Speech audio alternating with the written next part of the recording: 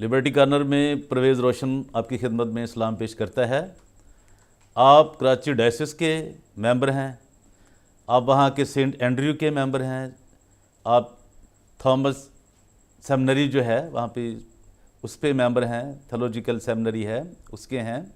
आप किसी ईसा नगरी में हैं, आप मंजूर कॉलोनी में हैं, आप आज़म बस्ती में रहते हैं, आप सॉफुट में रहते हैं, आप रिंचोर्ड लैंड में रहते हैं, आप असम स्क्वायर पे रहते हैं, आप कराची के किसी भी कोने में रहते हैं, आप उधर मनोड़े में रहते हैं, एयरपोर्ट के पास रहते हैं, लेकिन आपकी जो दिलचस्पी है चर्च ऑफ पाकिस्तान के साथ, मैं उसको सलाम पेश करता हूँ।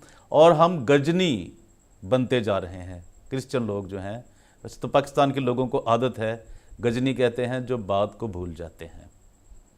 तो मेरी दरख्वास्त ये है कि चर्च ऑफ पाकिस्तान की जितनी भी डायसिस हैं, जो मॉडरेटर साहब हैं, जनाबे बिशप हैम्फ्री साहब, वो भी रिटायर हो चुके हैं वैसे तो, और वो जो अरफान जमील साहब हैं वो भी रिटायर हो चुके हैं, सैमुअल जान साहब वो भी रिटायर हो चुके हैं, और ख़ास तौर पे आज जो मेरे मौजूद सुखन हैं जिनके ऊपर मैं बात करूँगा वो एंथनी लैमल साहब हैं। वो चर्च ऑफ पाकिस्तान के सेक्रेटरी हैं, लेकिन वो भी अपनी रिटायर की उम्र को पूरा कर चुके हैं पाकिस्तान बाइबल सोसाइटी से, जहाँ उनकी मेजर उनकी अपॉइंटमेंट है। तो आज मैं बात करूँगा कि जो नाजर of high court of Sindh है, जो उसने 12/12 को 2020 को 12/12/2020 को जो उन्होंने एक फ़ैसला दिया है Karachi diocese church of Pakistan के इलेक्शन का, जो उन्होंने अगली प्रोसीडिंग के लिए उनको तारीख दी है, उसके मतलब, और वहाँ पे कौन लोग मौजूद थे जो बिशप ऑफ कराची जो है, डायसिस ऑफ कराची जो है, उसके वो कैंडिडेट हैं, उम्मीदवार हैं, अरबों डॉलर उनको नज़र आ रहे हैं, उसकी प्रॉपर्टीज़ पे, उनके स्कूलों पे, उसके हॉस्पिटल्स पे, जो उनकी लैंड वहाँ पे पड़ी हुई है, उनके ऊपर उनकी नज़रें हैं। तो हम देखेंगे कि कौन किस लॉबी से है और उसकी सरपरस्ती कौन कर रहा है, उनको कौन ला रहा है उसके ऊपर, और क्या उन्होंने वो देखा है उसकी शख्सियत के मतलब कि वो कितना जो कैंडिडेट है वो कितना रूहानी है, कितना जिस्मानी तौर पे मजबूत है, कितना ज़हनी तौर पे मजबूत है, और क्या वो चर्च ऑफ पाकिस्तान के जो कराची डायसिस के मामलात हैं उसकी कितनी ग्रिप है, कितना उसको उस पर नॉलेज है, और वो इंटरनेशनल मामलात को कहाँ तक वो समझता है।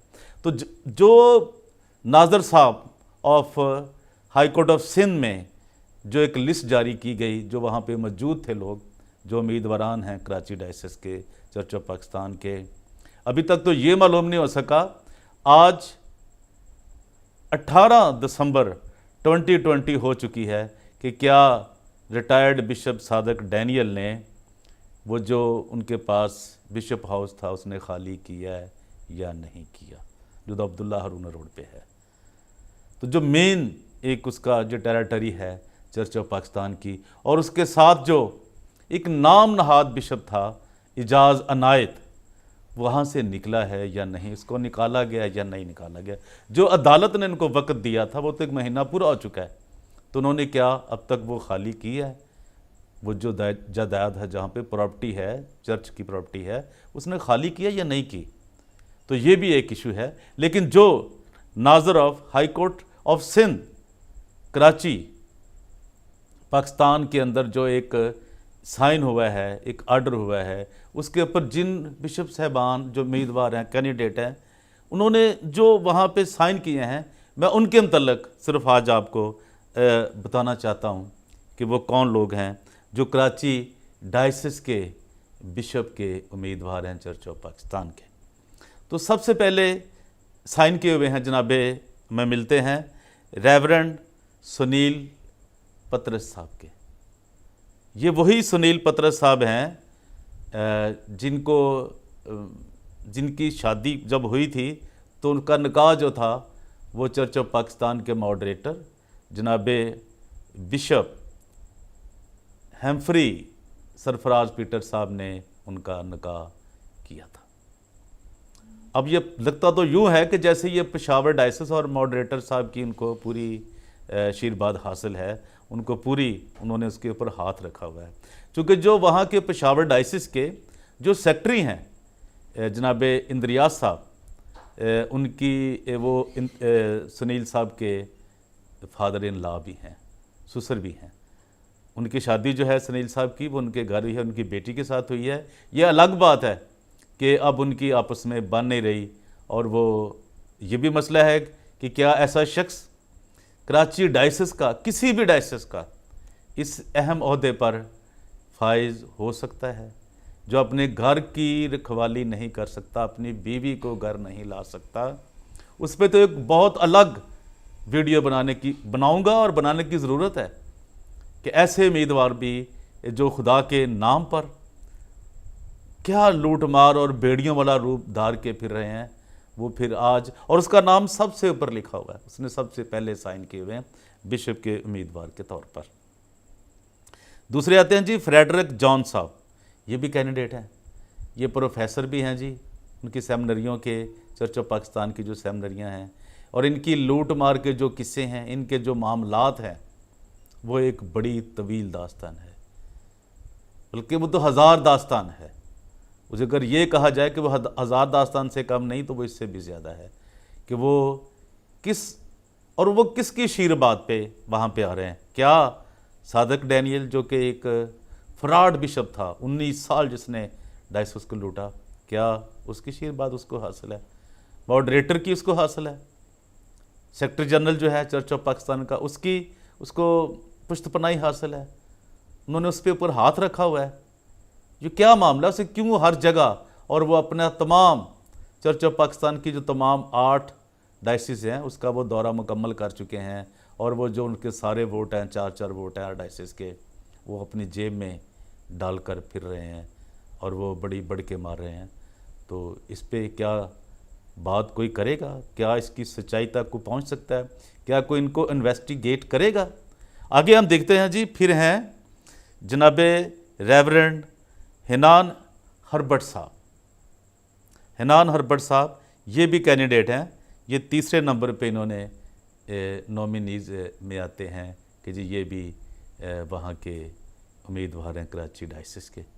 ये तो बिल्कुल ही अभी तो नामालूम है, ये भी इनको मालूम ही नहीं है कि ये कौन है, ये कहाँ के रेवरेंड हैं, तो इनकी ज़िंदगी के ऊपर क्या है, तो क्या इनकी जानकारी, इनकी इन्फॉर्मेशन, इनकी इन्वेस्टिगेशन जो है वो बहुत ज़रूरी है कि क्या जो चर्च ऑफ पाकिस्तान के मामलात को चलाएगा शख्स, उसकी जो ज़िंदगी है वो अपनी ज़िंदगी कैसी है।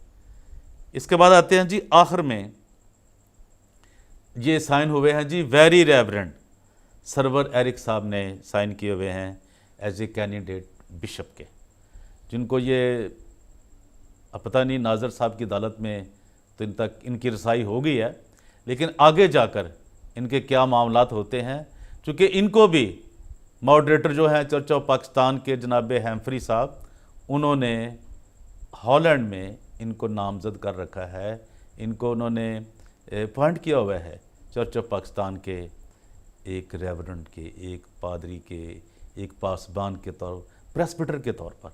चूँकि इनका तल्लक जो इनकी जो तलीम है वो है GTS से, गुजरांवाला थियोलॉजी जो सेमिनरी है, इन्होंने वहाँ से प्रेस्बिटेरियन से उस सेमिनरी से इन्होंने तलीम हासिल की है, MDiv की। तो बज़ाहिर तो यही लगता है कि इनके भी जो मामलात हैं, इनकी भी जो पावर है, ताकत है, वो जनाबे इनके ऊपर भी हाथ रखा हुआ है। जनाबे बिशप जो कि रिटायर्ड वैसे तो हैं, जनाबे हम्फ्री पीटर साहब ने, मॉडरेटर ने, और एंथनी लैमल साहब बिल्कुल इनके साथ खड़े हुए इस सारे सिनेरियो में नज़र आते हैं। तो मालूम होता है कि ये जो ऊँट है किस करवट बैठता है, ये तो आने वाला वक्त बताएगा। लेकिन मेरी चर्च ऑफ पाकिस्तान के तमाम कलीसियाओं से, मेंबरान से और चर्च के लोगों से दरख्वास्त है कि खुदारा जागें और इस चीज़ को समझें कि आपकी जायदादों को, आपके हॉस्पिटल्स को, आपके तलीमी अदारों को, आपके कॉलेजेस को कौन कौन लूट रहा है और कौन कौन बेदर्दी से इसे खा रहा है। बिल्कुल खाला जी का माल समझ के इसको खाया जा रहा है चर्च ऑफ पाकिस्तान को।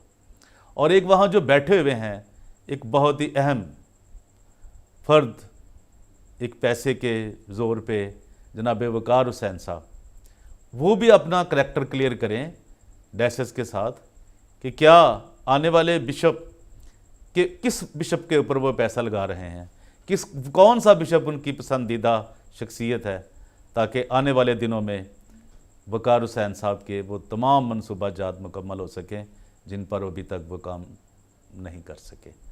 तो मेरी दरख्वास्त है तमाम मसीही लोगों से, चर्च ऑफ पाकिस्तान के तमाम, कोयटा से लेकर कराची और कराची से लेकर ये मुल्तान, फैसलाबाद, रायविंड, लाहौर, सियालकोट और पेशावर तक, कि जाग जाएं, खुदारा जागें और देखें कि मसीही लोगों का, मसीही कौम का क्या हशर हो रहा है। तलीमी मैदान में, किसी भी फील्ड में इनकी ज़िंदगी देखें किस तरह जुर्म बनी हुई है।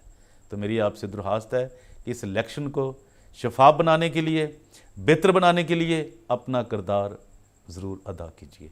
और मैं आने वाले दिनों में उन तमाम जो एग्जेक्टिव कमेटी के लोग हैं उनके नाम भी आपको बताऊंगा, क्योंकि अभी तक चर्च ऑफ पाकिस्तान के मॉडरेटर ने, सेक्रेटरी जनरल ने और डिप्टी जो मॉडरेटर हैं, इन्होंने कोई भी कैंडिडेट्स के जो नाम हैं, जो नॉमिनीज़ हैं, जो आने वाले हैं, किसी को भी अनाउंस नहीं किया।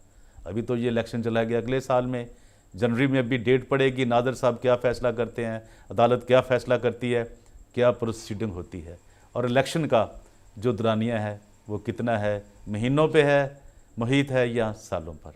खुदावंद आप सबके साथ हो। और लिबर्टी कॉर्नर में आप सबको एक बार फिर परवेज़ रोशन खुशामदीद कहता है और खुदा हाफिज़ कहता है। जाते जाते मेरे चैनल को सब्सक्राइब कीजिए, लाइक कीजिए और शेयर भी कीजिए, और अगर हो सके तो जो बेल जो ऊपर लगी हुई है उसका बटन दबाना मत भूलिए। खुदावंद आप सबके साथ हो। Thank you very much.